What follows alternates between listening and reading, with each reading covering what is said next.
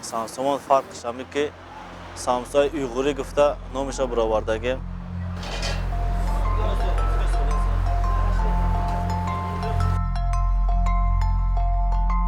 گوشت با رزه میکنیم و فرق قیمت تیار میکنیم. 1 کیلو گوشت با 1 قاشقچه زیره، 1 قاشقچه مرچ، 1 قاشقچه نمک و 1 کاسه چینی آب خوش میکنیم و قیمه را تیار میکنیم. 1 کیلو ارد با 2 دانه تخم خوش میکنیم، 2 قاشقچه نمک خوش میکنیم، نیم لیتر آب خوش میکنیم. زوالش را تنک کرده سامسا میپیچونیم. میسراخ کرده گذارونید و سامسا و نمیشه. با دست ریزه کنید و با مزه تر میماند.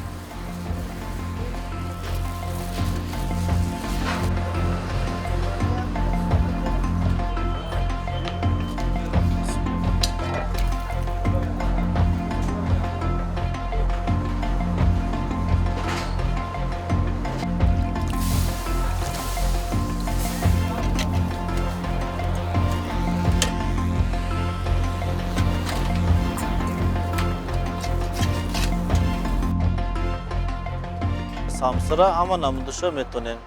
سامسای اویغوری، سامسای کلخوز راسیا با گوشت گوسفند، با گوشت گو، با سامسای قابرغاگی میگرد.